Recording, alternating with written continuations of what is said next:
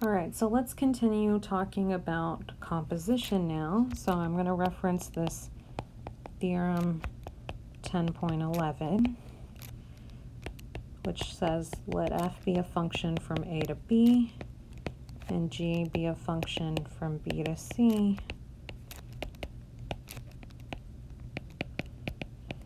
And we want to talk about when is the composition injective or one-to-one, and when is the composition surjective or onto.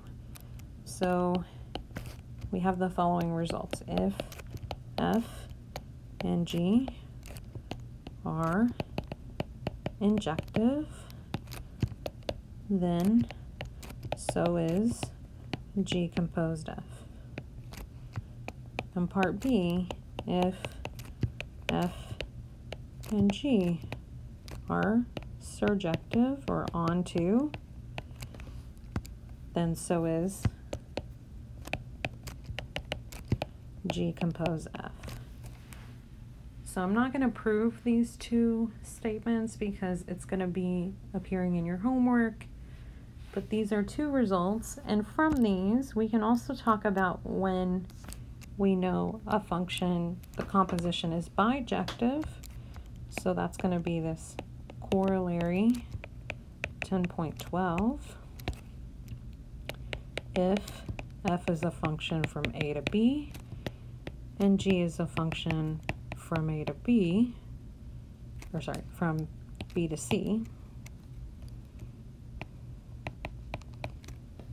If these are both bijective,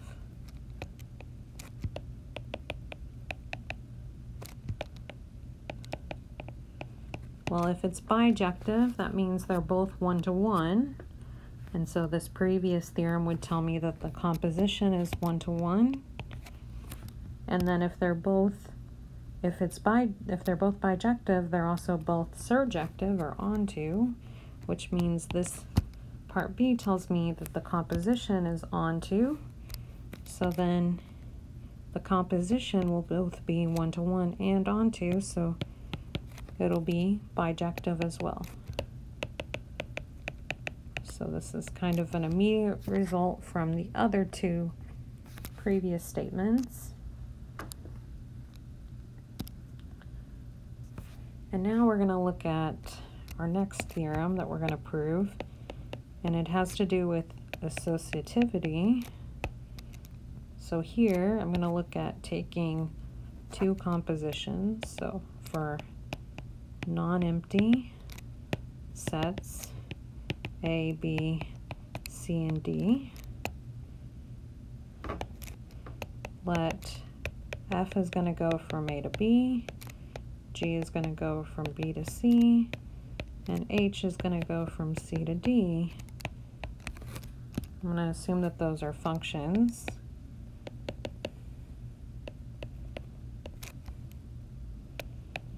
Then I'm going to claim that H compose G and then compose F is the same thing as H composed G composed F. So let's go ahead and prove this result right now. So let's think about these functions. F goes from, so if we look on this side, F goes from A to B. H compose G, that goes from B to D. So this composition here, H compose G, is a function from A to D. And the same thing, if I look at the right-hand side, these are functions from A to D. And if I want to say two functions are equal, I need to show that they have the same outputs for each input. So when I write this proof, I'm going to take an arbitrary element out of A, and I need to show that these two functions spit out the same value when I plug in A. So here we're going to call f of A the value B, g of b will be some value in c. I'll call it c. And when I plug in c into h, it'll spit out some value in d, and I'm going to call that d. So then I'm going to compute. Let's start by computing the left-hand side. H composed G composed F, and I'm going to plug in A into that function.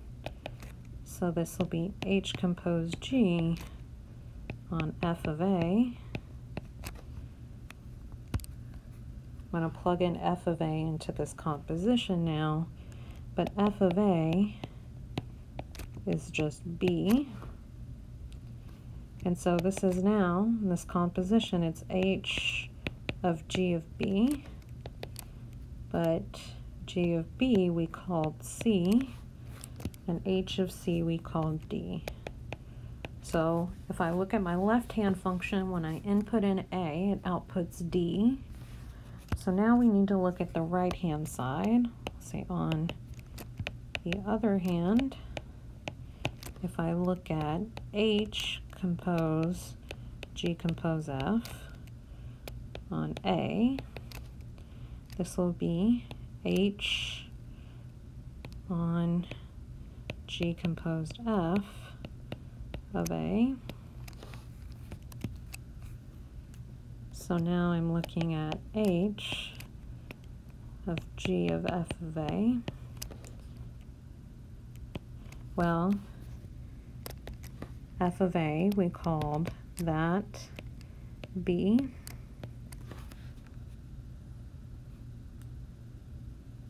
And then G of B, we called H of C, and H of C was D. So when I plug in A into both functions, they output the same value. They output D, and since A was arbitrary, I can conclude that these two functions are actually equal.